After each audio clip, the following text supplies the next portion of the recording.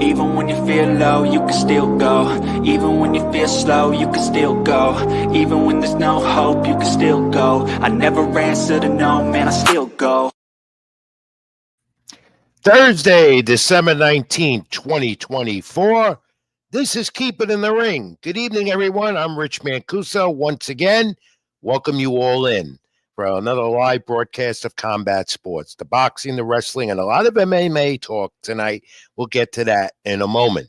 In the meantime, this is our final show live of the year, and it's been a great one for us here at Keep It in the Ring, and we hope it continues in the new year coming up.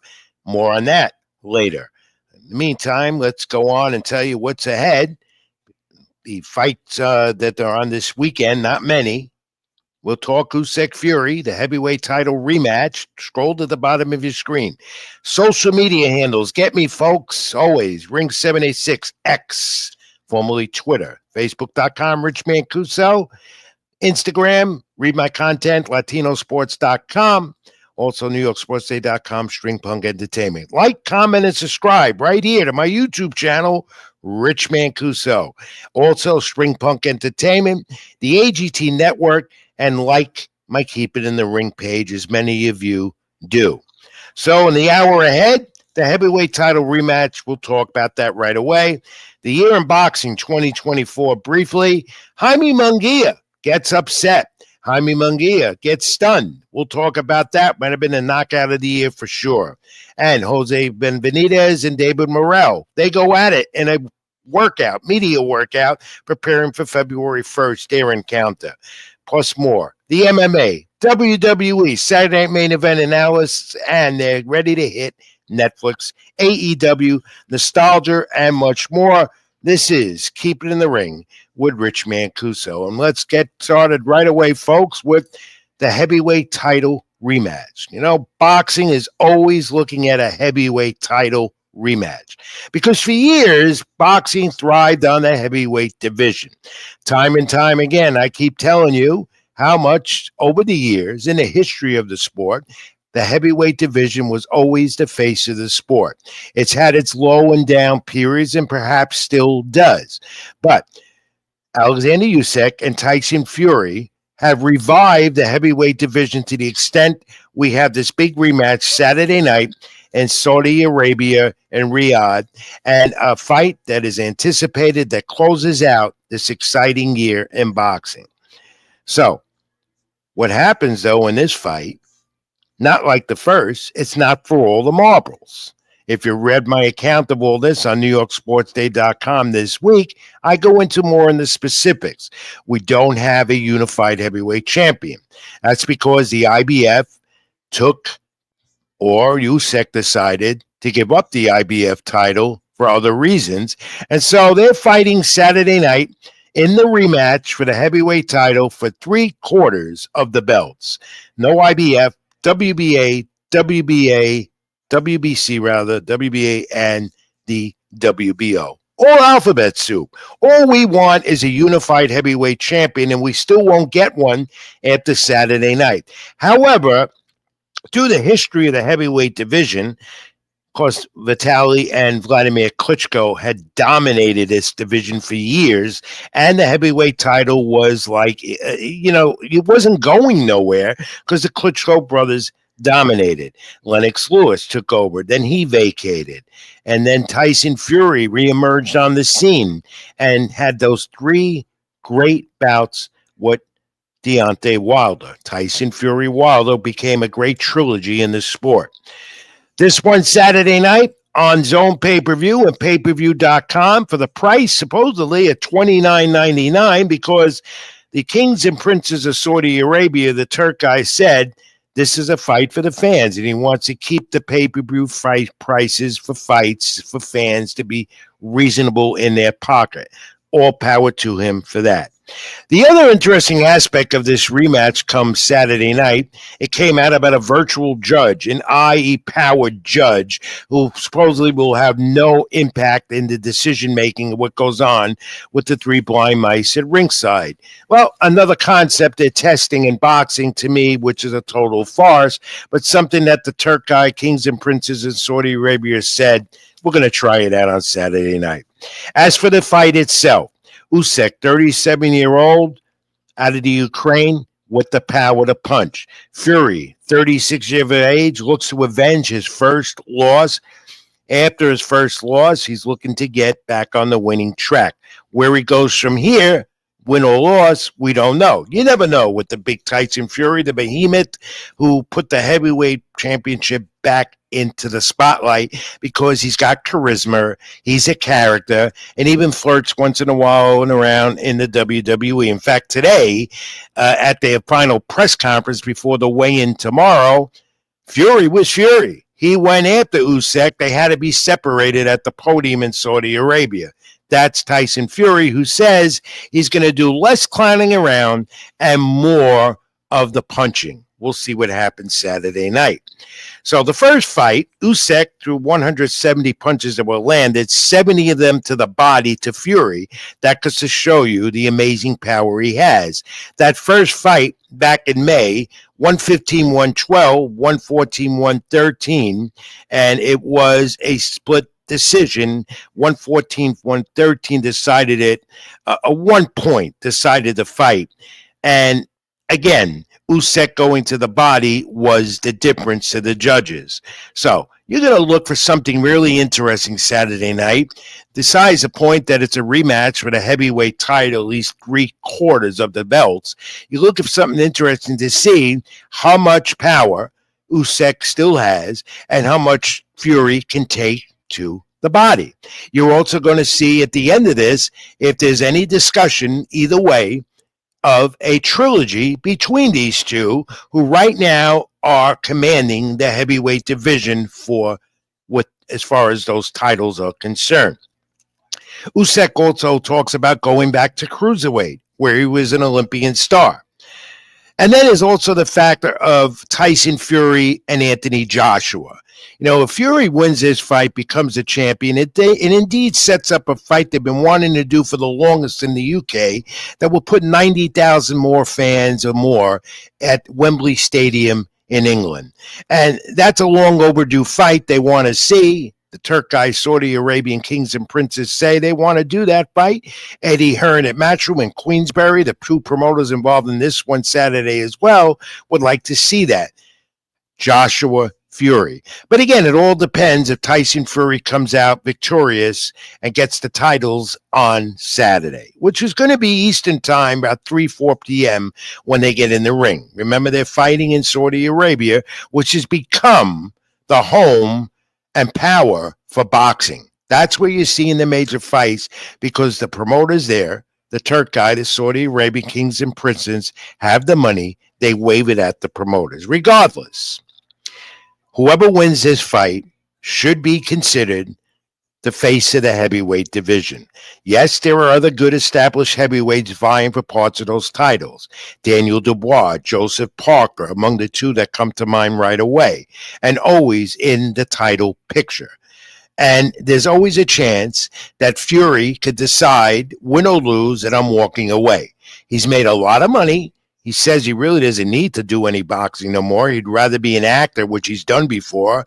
He does his singing as well. So he has a career ahead of him after boxing and doesn't really need the money. What this does, though, this fight Saturday night will tell us where the future is of this heavyweight division. And if Usyk decides to continue, if he wins, to reign as the heavyweight champion with 3 or 4 of the title belts, minus the IBF. That's where boxing gets it wrong. For the heavyweight division to be considered the face of the sport, you need one established, unified champion. Undisputed, as they say.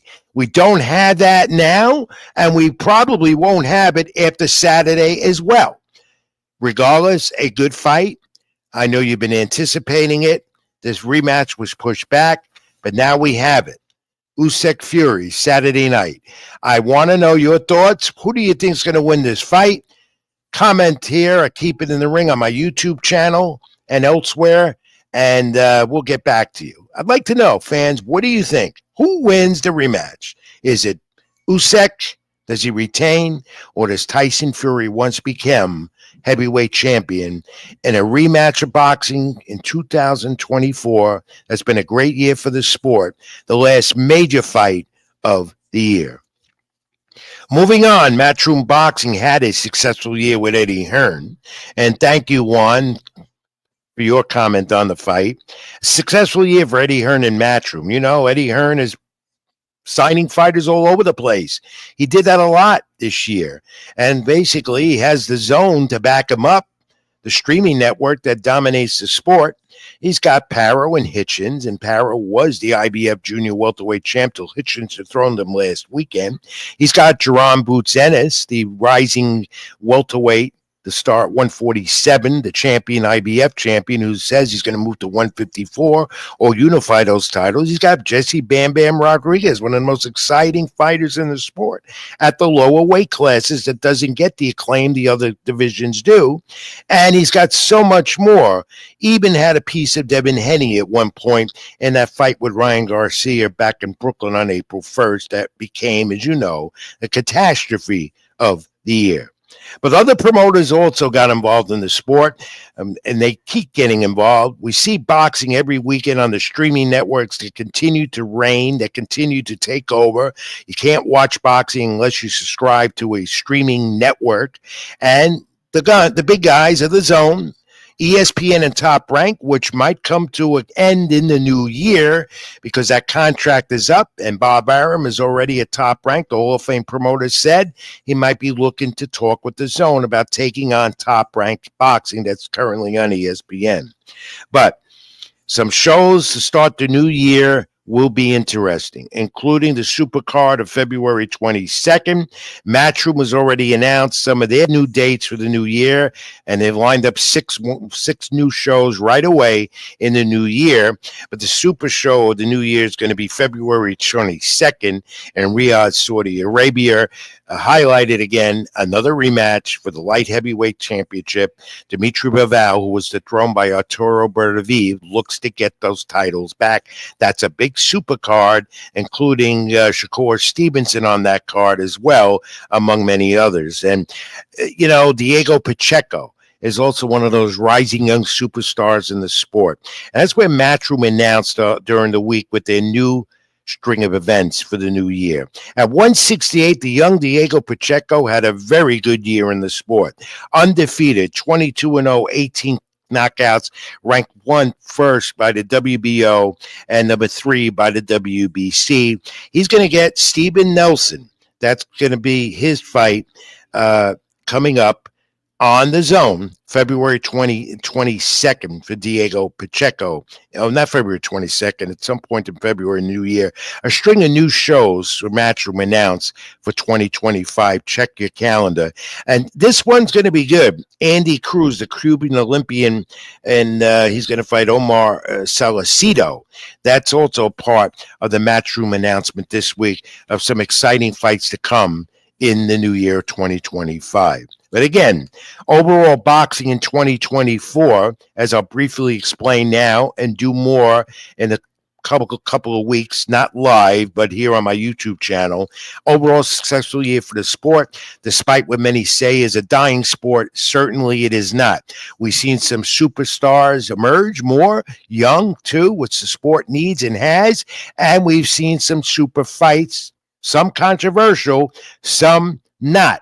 But great action because you have the streaming networks and keeping the fan happy. Eddie Hearn and Oscar De La Hoya are trying to work together, as promoters should, to deliver to you, the fans, the best fights possible that boxing deserves. Saudi Arabia has become, as I said, the center stone focus of the sport. Not Las Vegas, not New York City, not Dallas, Texas, or Arlington, or any of the other cities in the United States. Saudi Arabia is where the action is, and that's where the fights are being made. Of course, Garcia-Heney was the fight that was supposed to be the fight of the year, and perhaps it was, but it became April 1st, Barclays Center in Brooklyn, the controversial fight of the year, because Ryan Garcia decided to cheat. He missed weight, when in overweight, the title wasn't up for grabs. And Devin Haney lost the fight, and the lawsuit still continues with Devin Haney against Ryan Garcia. Claim was detrimental to his career and his health and his well-being overall because Ryan Garcia cheated and used steroids. Now, Devin Haney is opening up the door possibly in the new year to have that rematch with Ryan Garcia.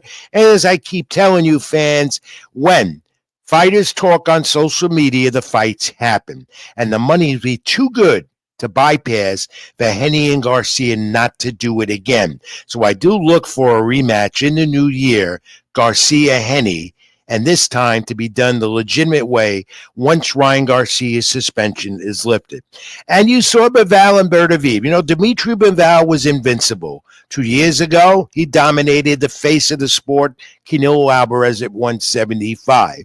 Bivol loses the title to Bertaviv, who is maybe in that top 5 pound-per-pound category because he can punch, he can box, he can do it all. Their rematch is coming up, and we'll see if Bivol can get back to the top. The divisions of 140 and 135, including 140, with all the names, including a champion, Teofimo Lopez, continues to be the top division in the sport, in my opinion. A young man who's a towering inferno, Sebastian Fundora, the Mexican-American, he gets the title at 154, at least some of it, and looks to continue maybe with Terence Crawford in the new year. Let's talk about that, Fundora Crawford. So look for that possibly as being a part of the boxing calendar in 2025, where fights are being made. Check your calendar. But it comes down to this, my friends. I'll say this again, as I say all the time to you and as I do here week after week. When someone says to me that this sport of boxing is dead, they get an argument on my end. The reason they say that is because the sport doesn't get the exposure that it once did. Case in point again, the heavyweight division in the heyday as a division that made it the face of the sport. But to see boxing on the streaming networks week after week, well, that's not going to get a new boxing fan tuned in. You need boxing back on national television to be prominent again. And my friends, that's not going to happen anytime soon unless someone decides, yeah, let's do it. Let's put the money up and let's do it. Boxing, though, indeed is not a dead sport. It is healthy, young, thriving superstars, and a lot of money for sure. We saw that this past year, and it will continue in the new year. The one thing we need to do in the new year is get it closer together, meaning the promoters have to work together more. The promoters have to unify, get these titles unified so fans, including myself, know who the legitimate champion is in each division instead of all these goo-goo alphabet soup boxing organizations that I talk about time after time again each and every week here on the program when I write. But the sport, my friends, certainly not dead in any respect. And more on this as we go on in the week to come here at Keep It in the Ring. All right, I lost you for a second. I'm back. Speaking about Ryan Garcia, let's put that image up, Carl. You know, Ryan Garcia's exhibition with the Japanese kickboxing superstar Ampo in Japan was supposed to be New Year's Eve. That's not happening. Ryan Garcia says he's injured. He's looking at Devin Haney still in the new year once his suspension is lifted, but he said he injured his wrist. And that fight is now off. They said they're going to reschedule it. But my friends, here's the story that I am looking at with this. I can't confirm if Ryan Garcia has an injured left wrist or not. I can confirm this through numerous sources. It's been reported that Oscar De La Hoya, Garcia's promoter at Golden Boy, never signed off on this fight. And De La Hoya has said publicly on social media and other venues that he was not going to sign off on this fight. And until he did, there'd be no fight. And I would think more and more that wasn't a Ryan Garcia injury. It was more Oscar De La Hoya getting involved and saying, I didn't sign off on this. You're my property with Golden Boy. Ryan Garcia, you are not fighting an exhibition in Japan. That's too bad. in one way, because we wanted to see Garcia back in the ring before his suspension was lifted in early April of the new year. In the meantime, we wait to see what the turn of events will be with Ryan Garcia, and if indeed he does get to fight Ampo, the Japanese kickboxing champion. Ryan Garcia, who's the subject of this program every week, one way or the other, I wish him all the best. I hope he's okay, and that his mental health more is okay than anything else, and he gets back in the ring real soon, because fans want to see him. Even I do, despite the controversy he always brings into the ring before or after a fight. All right, let's move on and take a look at the knockout of the year. It has to be Saturday, the homecoming for Jaime Munguia, who fought Canelo Alvarez and went the distance earlier this year. Didn't go his way. Fourth fight of the year for Munguia. He's one of those rare breeds in boxing where a fighter fights 4 times a year. They don't do that no more. Munguia, the stunner, it is known. A relatively unknown from France, Bruno Cerise, changed the complexion of the super middleweight division that Canelo Alvarez still holds the titles. Losing every round and down in the second with a clean right was Cerise, but then Munguia was down and done in round 6. Cerise only had 4 knockouts coming into this fight in 27 fights. Without a doubt, the stunner of the year, the knockout of the year. You know how highly touted Jaime Munguia is and how much I think about him as a Mexican warrior. This goes in boxing history as a knockout of the year in 2024. Munguia really couldn't give an explanation what happened, but all I can tell you is boxing. It happens. The punch stats told the story, and you consider that he went the distance, Munguia, with Canelo Alvarez in May, and he couldn't floor Munguia, Canelo Alvarez, which made this even more interesting how Cerise did it. Munguia goes 12 rounds with Canelo Alvarez and only can go 6 with Cerise. Stunner knockout of the year. Cerise 26-0, with 26-0, 5 knockouts. Munguia was overwhelmed, and he was the overwhelming favorite to win this fight. At 168 now, what lies ahead for Jaime Munguia? Well, there was talk of him fighting Christian Mabili, who's the undefeated prospect at 168 with Top Rank. But there's now more talk because of this stunning knockout that Jaime Munguia will come back in the new year and get a rematch with Cerise. What are your thoughts about the developments that happened to Jaime Munguia on Saturday night? His homecoming ruined in Tijuana, Mexico, a setback for why I still call a Mexican warrior. And I'm sure since he left Golden Boy and went to Top Rank, I'm sure the people at Golden Boy are smiling about it. They always looked at Munguia as their highly touted prospect and champion. But Munguia will be back. He's a warrior. It's just that this happens in boxing. It was a stunner. On Saturday, you talk also about Golden Boy on the zone as well. You saw the final show of the year for Golden Boy. Alexis Rocha, 25-2-1, 13 knockouts. The welterweights, Raul Coriel, 15-0, undefeated, 13 knockouts. He stays undefeated. Majority draw. Great fight. And why it was a majority draw? It was tough to score. They were at it from first round to the end. 116-112 for Roca, 114-114 2 times with the other judges. I also had it a draw of 114-114. The punch stats, Roca, 54 of 282 punches landed. Coriel, 232 of 731. Rematch? Yes. Talk about that right away where the fight was over.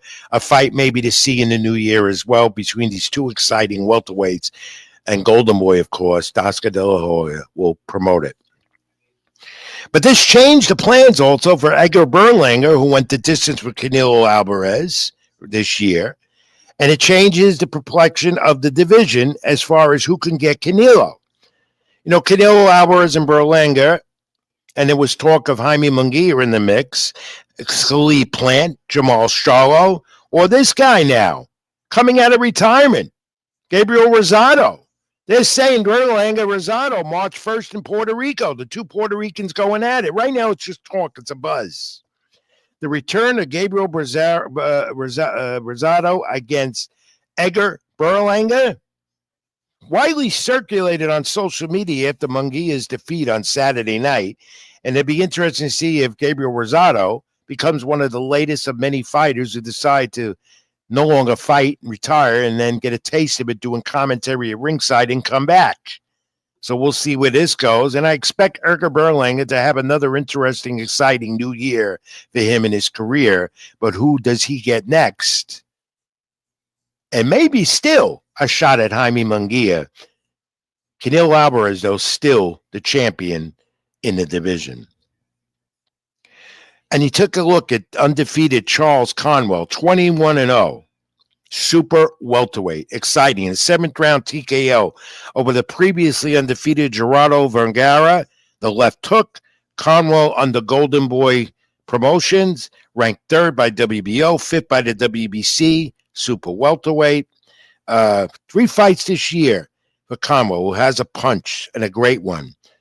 And he wins those fights this year all by knockout or TKO as he moves on to bigger and better things in 2025. All right, throwing the punches briefly now, as I say.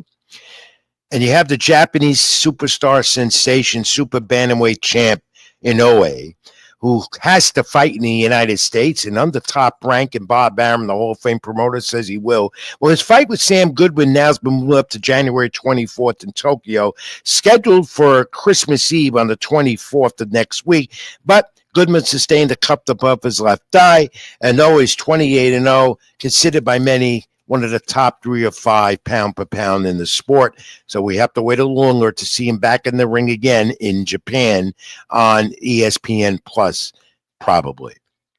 All right, at the WBA convention, this was the last of the Alphabet Soup organizations with their annual conventions that they have all over the world. Now, this one was in Orlando, Florida, and MVP Promotions and Jake Paul that had a great year, with Amanda Serrano propelling to be the top female in the sport. And also Jake Paul, who many say is now become with MVP Promotions one of the top promotions in the sport. Because Jake Paul is only for Jake Paul, as I always say, and it had something to do with him fighting Mike Tyson again and drawing a lot of money. That farce of a fight that I want to keep forgetting that we can't.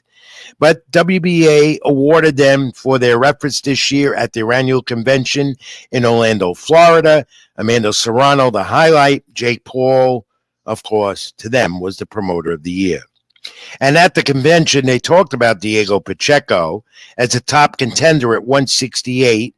And Sebastian Verdura, talking about him as well, the towering inferno, to meet Errol Spence Jr., who hasn't fought in 2 years.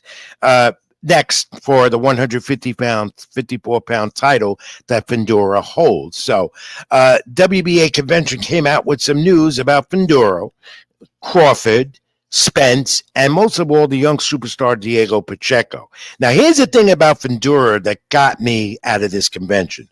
If Fundora loses, if he fights Terrence Crawford, and they're eyeing towards that, if Fundora loses loses the titles, who becomes the interim 54-pound title holder? If Fundora loses against Crawford, then we're handing the belts, they say, the WBA, to Terrence Crawford. That's absurd. I don't understand it, but then these are what the boxing sanctioned alphabet soup organizations do. That's why the sport doesn't get the respect, because the sanctioning organizations continue to do the rules and make the law and confuse you and I, the boxing fan and enthusiast, more and more. Without a national boxing commission, there'll never be any unity. There'll never be any type of semblance what goes on here, because the sanctioning organizations rule and run the sport. The purse bids, this and that with the promoters. It makes no sense And their conventions, they come out, they do some good things at their conventions around the world. They come out with new concepts. They have seminars besides the awards and the banquets and dinners and all that. They recognize their established champions, but they come up with the most ridiculous, absurd rules that make the sport more confusing than what it is. And that, my friends, as a boxing enthusiast, just blows my mind. It drives me crazy. One fight we're going to look forward to in the new year is already hyped up more than expected. David Benavidez and the undefeated Cuban, David Morrell. They had a media workout the other day, and they became a brawl. Morrell threw Benavidez's belt, one of them, right into his face. They had a brawl. I had a video. I couldn't load it. Here they go. At the media workout, these two have animosity. This fight doesn't need any more hype than it already has. This is going to be a barn burner of fight in the new year come February 1st on Amazon Prime pay-per-view. They've already had it. And they're going to meet again because there's still going to be a press conference before and a weigh-in. And they don't like each other. Benavidez says, I can't stand Morrell. We hope the antics going on now lead to that exciting fight in the new year. All right, move on now. UFC MMA news. A lot of that. They had a great year. John Jones, of course, highlighted again. Tom Espinel says Dana White is all in for the John Jones fight. That's good. We want to hear that. That's a fight MMA fans want to see. Jones wants John. Espinel, Dana White is all in on it.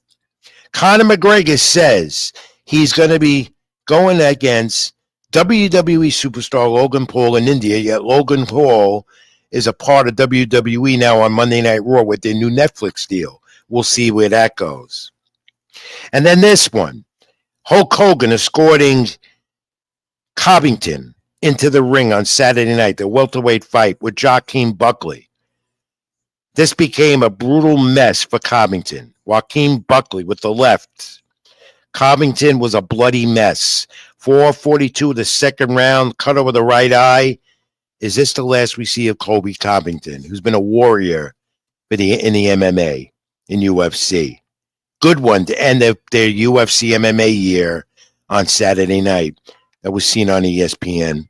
All right, more UFC talk right now. We're going to banter around a little bit. I'm going to bring in a friend of mine. I've known him a long time. We're reacquainted, and this guy was a boxing junkie, and now he's more into the MMA, and he promotes. Bring in Luis Ruiz, the head of MMA Pro Fights, and Carl, if you could get him in. He's been waiting, and let's talk to Luis. Is he there, Carl? I'm waiting for Luis Ruiz. He's a local New York and now become national promoter. And I want to talk MMA with him, talk about his events he's got coming up in the new year. Carl's sending me a message. Okay, so what we're going to do here. Carl, let's take a timeout. I do it after the guest. I usually do it, but let's take this brief time out, find out where Luis Ruiz is, and move on. This Keep It in the Ring with Rich Mancuso live on my YouTube channel. Like, comment, and subscribe. The AGT Network, String Punk Entertainment. Like my Facebook page. Back in a moment. Try and line up Luis Ruiz, talk MMA or more, and we'll take it from there after this brief timeout. So stay with us.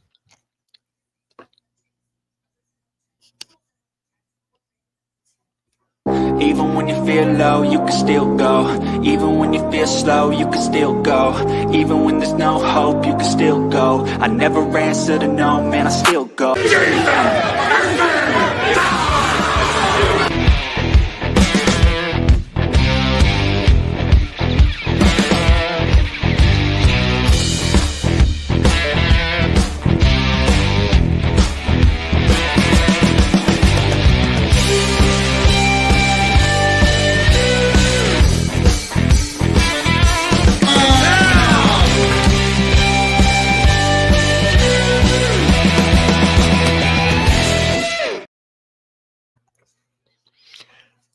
All right, Carl, we don't have him yet. I'm trying to get Luis Ruiz on. I love having guests on the program, and this happens when you do a live broadcast. Sometimes they either get a technical issue on the other side or something comes up. Luis is a busy guy. He's a promoter. I could understand that. And rather than me jump to the pro wrestling talk right away, because there's a lot of that, I want to line up Luis. Okay, Carl, he says he's there. Carl, there we go. All right. I'm glad. I knew we'd get him. Luis Ruiz, you are there, are you, my friend? Yes, I am. Yes, I am, Rich. I'm glad I hung in there with you. I was going to go back to another brief break. I don't know. Yeah. Whatever happened, happy holidays. Welcome to Keep It in the Ring. Good to have you on. And let's talk to you about your career right now as a promoter with MMA. Your promotion's called MMA Pro Fights. Am I right?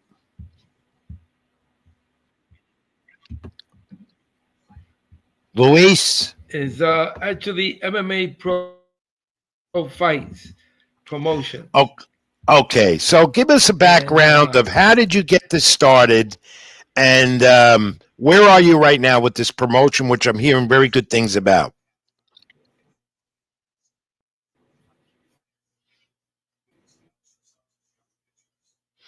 Luis, do you hear me? Yes, I can hear you Okay. now. I just wondering because I didn't hear your response. Where are you right now with the promotion? Give us a background and update. What's going on? Can you hear me? I do. Yes, and I can hear you. So, did you hear you? Do you hear me? Yeah, I can hear you now, Rich. All right. Okay, Luis, we're losing time, so let's try and get this right. Where are you right now with the promotion? What lies ahead for you in the weeks and months to come? Because this has become a very popular combat sport, and at your level, you're trying to make it big. So where are you standing right now? Well, Rich, this year coming up in 2025, we're going to be having our first show in February, 22nd of the month, and then we move on to late May, and then we move on to September. The winners participating on the events coming up, the first three events of 2025, will take a couple of the title holders. We might be traveling taking them. We will be taking them to Mexico, where they're going to be competing, and this is going to be our first official amateur big MMA promotion in Mexico for the first year, and the ISKA will be hosting that for us out there in Mexico. Of course, the New York State Commission has approved.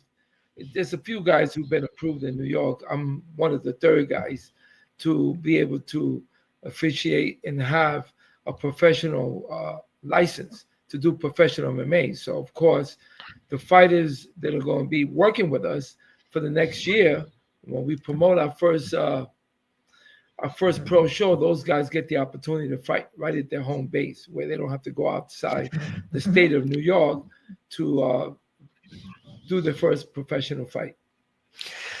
Luis Ruiz, so far at the present. Yeah, New York-based promoter of MMA, and he's got a good one, good thriving young promotion that's starting to make some ground. Some of the guys you have are very, very experienced in what they do. And of course, the goal is that they want to become a champion in the MMA. How far are they in their progress by fighting on your shows? Well, by being on our shows, first of all, they're working on their records. The more they compete, the more better you get at it. So it's all about how many times you're fighting a year. If they are fighting and not getting hurt, and they are okay to move forward and physically in shape, I think that the more they fight, the better their skill set becomes. Of course, some guys want to turn pro right away, and the coaches always advise them that it's not good to jump into the pro level. pro level is a little different, where the rules are much more advanced as to using elbows and using knees to the head, a lot of ground and pound to the head on the ground of the cage. And unless you know how to have great defense to avoid these types of injuries and attacks on you, it's not good to just jump into pro level. And on top of that, I always say that fighters should be in tip top shape to go out there and compete, which is a different level from the amateur because it's 5 minute rounds compared to the amateurs, which is 3 minute rounds. But you get a lot of guys who really just want to get to that pro level, and I tell them take your Exactly. time. Just Where you yeah. want to get there, be take. It's all about They taking your want to get time. up there. They want to rise the totem pole pretty fast. That's what they want to do because they got to do it the right way. Safety Correct. protocols are also very important, which you adhere to with commission rules and all the sanctioning and all that stuff. Medicals. It's not easy on your end, I would imagine. Um, Putting a promotion together, putting a show It's together. There's a lot of work involved. What goes into well, it? first of all, you got to make sure. Number one thing that I think that, I've tried to recruit the fighters from different gyms, and I know the owners for numbers of years, more than 15, 20 years. And I know that these gyms that they come from, the coaches are on them as them showing up to train. Training is important. Forget about the fighting, but you got to train. Training is very important. Taking care of yourself, your health, eating correctly, that's important. Looking for the right matchups is one thing, but then getting the paperwork and getting the fighters requirements, their blood work requirements, and on top of that, getting their MMA ID, which the state enforces that these fighters have MMA IDs, because this is the way you track these fighters for their whole career. If you looked at, you know, uh, McGregor, you ask him his MMA ID number is probably the same one that he did used as when he was an amateur. In certain states they require MMA IDs. Not all the states they do, but in New York State they do. But like I say, there's medicals involved, blood work, and getting proper IDs in order for the fight. The checkup, the medical checkups prior to the fights. And you try to avoid when you get a little cracks here and there. These guys, they try their best to get up in that cage. And when you're not ready, you're going to be in for a big surprise when you go in there and you get a Oh ferocious, yeah, when you get in animal. you know, as a boxing guy as well, like me, you know that this sport could be brutal, and if you just don't do the Oh, right thing mentally, if you're not physically ready, you can get hurt in there, and you can sustain a loss that you can never rebound from. I mean, we've seen that. We've seen that. But this is a sport, even on your level, Luis, that has ever increased popularity day by day. Why is this sport, why does MMA, not just UFC, Dana White, even on your level, why is this become so popular with the fans over boxing? I think that why has it become so popular over boxing? First of all, it's on television. If you're on TV during the weekends, they have different fights being aired on television all week long, and the fans that don't know nothing of MMA, they start to learn. You'll be surprised how many just regular fans know so many fighters, their stats on their records, who they fought, where they've been to, because it's just so much on television that even fans that don't study jujitsu or study wrestling or kickboxing or Muay Thai, they learn a lot. You'll be surprised just by sitting on TV, picking up, watching show after show during the week, and then the highlight events, which is on the weekends, and of course, is all over. I The mean, Dana Now, White's as a result of that, fights have because been able to. you do stream your shows, which, and we'll talk more about that in the weeks to come, coming up to your promotion in February. Um, does Dana White take an interest in what you do? Well, he will. He'll be coming to our promotion. Once it gets to the pro level, he's going to want to know who was the individuals who would been able to actually put it together and get to that level of actually putting a promotion that is professional, due to the fact that they have so much strict requirements for the safety of the fighters, that he's going to want to come out and see who the New York State Commission has approved, who they approved to actually go out there and promote professional MMA. Because, like I say, it's the safety of the fighters, and not the fact that you got a license to Exactly. promote professional MMA. They want So to make sure that the fight is safe. Yeah. okay, so your first event of the new year, is that going to be February 22nd? Am I right? Correct. It's Saturday, February 22nd. And do you have a venue in place as of yet? Our next show after that will be last weekend of May. And then we come back in September. And then the winners from that, we'll be announcing the ones that will be going to Mexico. Yeah. All right, so you have quite a year ahead with your promotion, Luis Ruiz, MMA Pro Fights. We will, of course, keep everybody involved here and let them know what's going on. Have you got a highlight bout set up yet for February 22nd?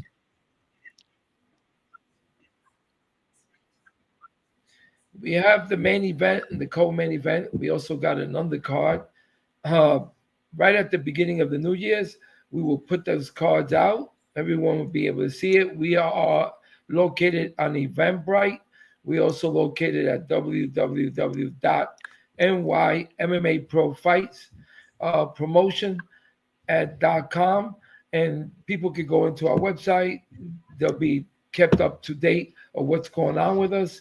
And like I say, we have the main event and co-main event set up for February 22nd already. Yeah, got a lot of work ahead, and it'll be coming up soon. Well, one final question before I let you. One final question before I let you go. Why do you do this?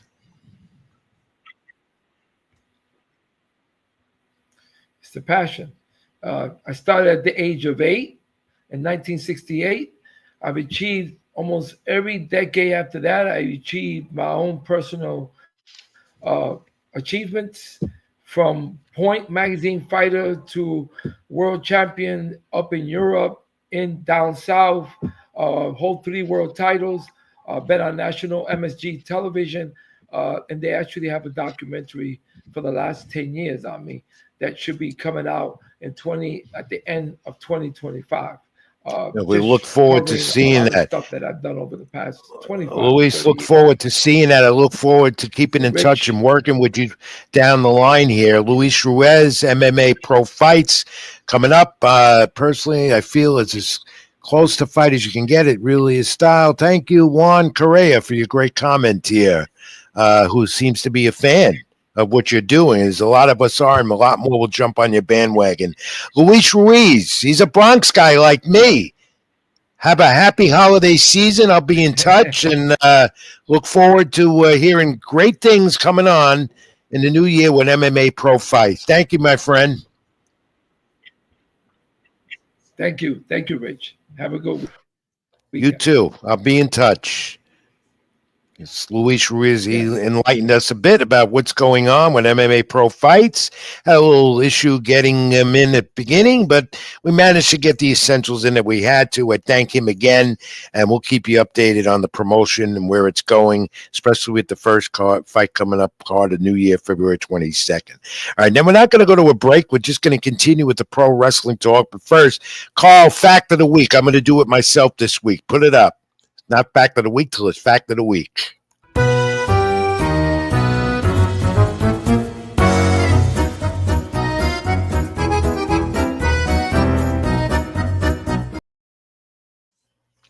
right, Carl, you want to come in and take a crack at it real fast? Sure, I'll take a crack at it. Right. Fighters hit hard. And we're in a division where a fighter is known to hit 700 to 1,000 pound force when he hits.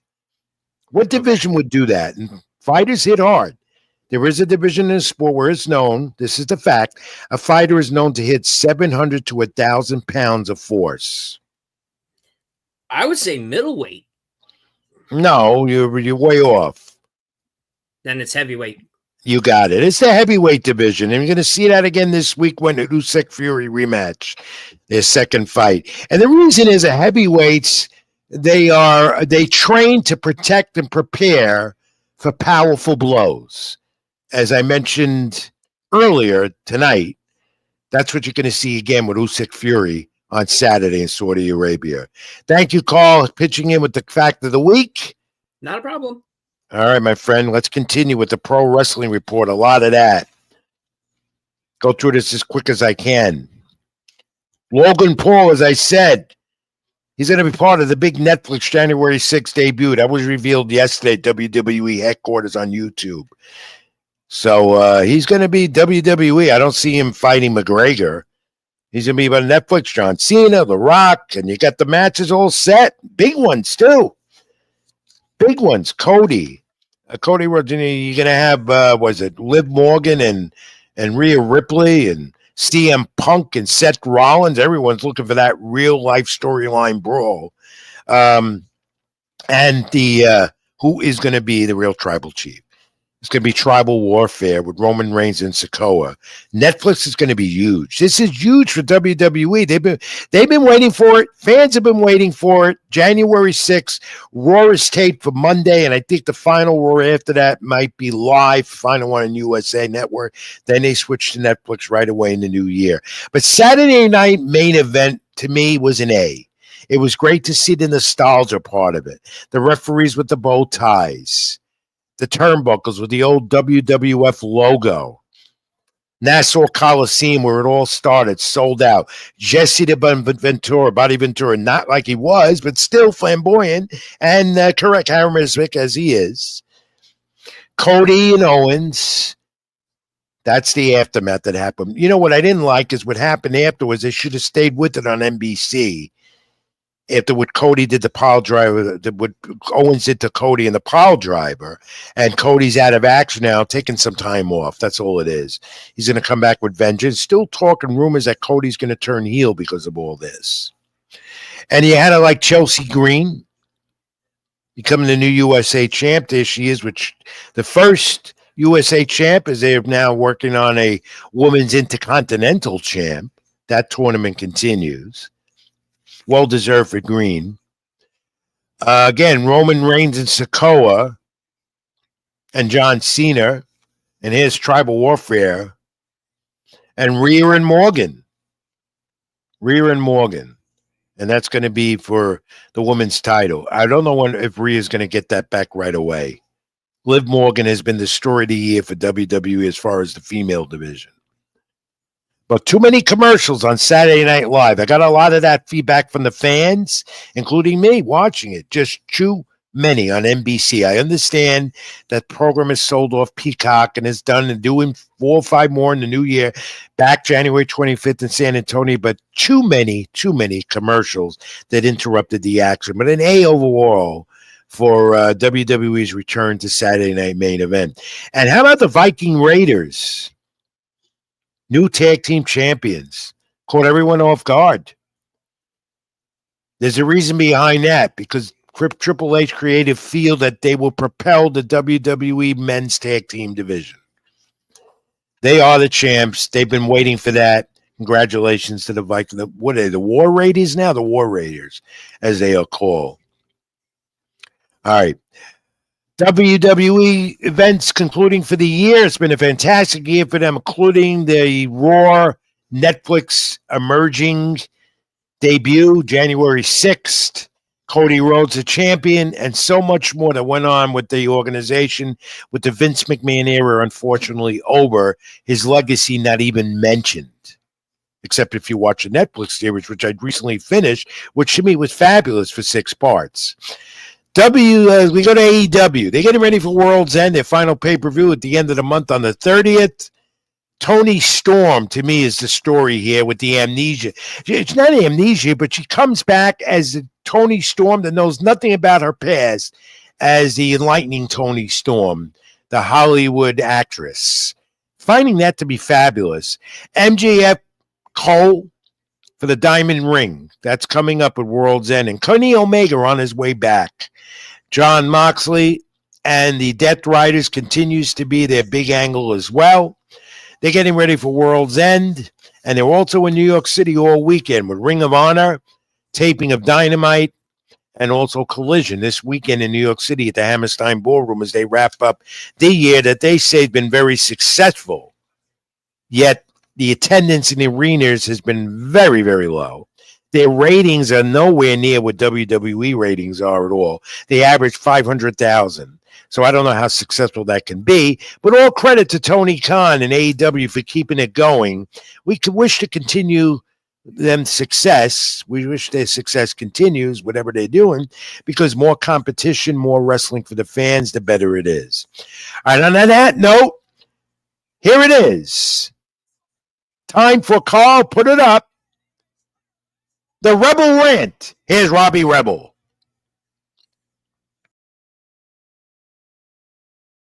Thank you, Rich Mancuso, and thank you all for joining us at Keep It in the Ring. My name is Robbie Rebel, and this is Rebel's Rant, where we ponder the problematic perplexities within the wrestling business or wrestling entertainment. I just want to let you know before we get started that this does not reflect the ideals within Keep It in the Ring or Mr. Rich Mancuso. You can find me on Facebook or Instagram for 2025. Just look for the man in the top hat, and he'll be glad to add you and let you know what the deal is. First, we're going to talk about is bodies. Yes, today's topic is bodies. And when you think of bodies, you think of people like Hulk Hogan. You think of people like The Rock. You think of people like, I would even throw Seth Rollins, Dusty Rhodes, Ricky Steamboat, Macho Man Randy Savage. I could go on for days with this. But you want to know what they have? A body. Yes, they get it. They put the work into it. They make sure that what they're selling, I'm buying. And I'm going to buy it all day. And there's a lot of people out there that I can't stand what they're trying to sell. We're going to start from the top, going all the way down to the bottom. And the first person that I'm starting with is going to be Mr. Darby Allin. Yes, Mr. Darby Allin. I'm pretty sure everyone has heard someone rant about how small, how tiny, how toothpick-like this guy is. 120 pounds, soaking wet, jumping off the top rope, and thinking that he's going to get a 1, 2, 3. Well, I'm telling you one thing, man. It ain't going to be on me if I ever had a chance. I'd be destroying that kid. I'd be taking that skateboard and shoving it up right where the sun don't shine. Now, you know, what Darby Allin reminds me of is the Hardy Boys from back in the day with half the talent. And speaking of the Hardy Boys, Mr. Matt Hardy, let's try to do a little bit of DDPY. Seriously, you look like a robot. You can't move anymore. It's kind of pathetic and kind of sad to see what's going on with that. You know, let's talk to maybe Dustin Rhodes and, get a little bit of something better going on. Exactly. And then another person I'm going to talk about also is Mr. Chris Jericho. Yeah, let's hear the crickets on that one. Yeah, that's what I thought. Keeps your backtracking and keep that rock star gut life with you. Now, I'm going to go down a little bit into a place called Assault Championship Wrestling, ran by Mr. Jason Knight, the sexiest man alive. Yeah, I had a great time over there. But there is one person with a disgusting type of body that I have to point out, and his name is Gimmick. Yeah, I mean, Robbie Rebel here. I ain't the sexiest man alive like Jason Knight, even though I would like to think I am. I'm also not totally huge like Mr. Rage, or very, very slender, athletic looking like how the Backseat Boys or Violence are. But Robbie Rebel actually puts in the damn work. Man, if you were a little bit bigger, I could bounce you up and down like a basketball. Right on top of that canvas, you jump right 10 feet high with how big your muffin top is coming out. And now I'm going to move down the ladder to someone called Savage Shade. Yeah, Savage Shade. I've had him as a partner. I've had him as an opponent. The man tried to take my belt from me. Unfortunately, he couldn't touch Robbie Rebel, and I beat him every single time it happened. Man, if you knew exactly what cardio was, I would be insanely shocked with what's going on with that. You're a disgrace to wrestling, and you're just like a bunch of other people who are fat and skinny and ugly. Yeah, and then I'm going to move it down to another one. Yeah. His name is Ring King Cash Camacho. Man is 3'4", 3'5", Either way, if he had a 3-foot ladder, he wouldn't be able to go over a 2-foot pole. I mean, unfortunately, these people don't know a guy named Jim unless they came up to them and said, "Hi, my name is Cornette," just because of how markish they could be. Yeah, I said it, and I am pew-pewing right now, if you get that a little bit right there. And then I'm also going to shoot on some women. Yeah, I know, a little controversial. Ooh, maybe I shouldn't talk about it. But there's this one woman that I know. Her name is Coraline or Coraline, or whatever Tim Burton nightmare could come out. I mean, let's face facts. I like the style. I like what she can put out. Unfortunately, if the girl ate a pea, she'd be bloated for about 3 or 4 weeks. So we're not just talking about fat, we're talking about skinny, and we're talking about ugly too. But before I start losing my damn mind, I don't need it. I don't need it no more. Rich Mancuso, take it over here. Even when you feel low, you can still go. Even when you feel slow, you can still go. Even when there's no hope, you can still go. I never answer to no, man, I still go. How do you come back from Rebel Rant? Robbie Rebel had it all this week. New part of this program. Believe it or not, I'm having dinner with this guy tomorrow night. That's going to be pretty interesting. Thank you, Robbie Rebel, for the Rebel Rant. A little everything to say this week on the program. Keep it in the ring, Robbie, as I say. All right. Let's get to the nostalgia part of the program this week to wrap up the year here at Keep It in the Ring on my YouTube channel, Rich Mancuso. Like, comment, and subscribe to my channel, String Punk Entertainment, AGT Network. Like the Keep It in the Ring page. Comment also. Like to hear from you, as many of you have done tonight as well. Go to December 20th, 1946. Sugar Ray Robinson wins his first world title. The vacant welterweight championship, 15-round unanimous decision. When they fought 15-round championship fights back then, as I keep telling you. Tommy Bell, he fought at Madison Square Garden, New York City, which became the mecca of boxing, as everyone knows. That was 5 years he waited, Sugar Ray Robinson, for a title shot. He got it. Robinson, the all-time great, Hall of Famer, regarded as one of the greatest pound-for-pound, best, still is today, all-time in boxing history. Held the welterweight titles from 1946 to 51, the middleweight title 5 times, 51 to 1960. The first fighter to win divisional world championships in 5 times. Think about it back then. That wasn't easy to do. And Swedish Sugar, that's a name is known from his... was given to him by a newspaper writer back then. Don't remember the name of the writer, but you can look that up. But Sugar Ray Robinson was one of those all-time greats. And, of course, Sugar Ray Leonard took on that name. That calls out nostalgia for 2024. I've enjoyed doing that each and every week here on the program. Hope you did as well. On that note, that's our final moment to Keep It in the Ring for 2024 live. Let me tell you what we're going to do as we get ready for the holidays the next 2 weeks. We are not going to be live again until 2 weeks from tonight, I believe, in the new year 2025. So the next 2 weeks, log on to my YouTube channel, and I will have some segments taped, of course, here and there. It's time to take a break from all the madness that we've had this year. Boxing's been, as I told you earlier, has been great. The wrestling world's been busy. MMA just as busy. It's been a great year for combat sports. It's been a great year for me here on talking to you every week on YouTube. The program has grown a little in popularity, and that's because of you. If it weren't for you, I don't do this, and I continually appreciate your support. That's why I ask you to get your friends involved. We're doing it a little different than some of the others. I try to break down, analyze, bring on the guests, go into the controversial subjects that others don't talk about. I hold nothing back, as you know. So I think I've delivered that to you in 2024, and I will continue to do that in 2025, the year ahead. So remember, we're not live the next 2 weeks. We'll come back live 2 weeks from tonight and resume it all. Just log on to my YouTube channel, social media handles, Ring786@X, Facebook.com, Rich Mancuso. Read my content, Latinosports.com, NeoSpaceState.com, String Punk Entertainment. You'll know where I am, and you're going to know when I'm going to have some pre-recorded content for you here on the channel. The big fight to end the year again this Saturday, Usyk Fury, the rematch. Let's see where it goes.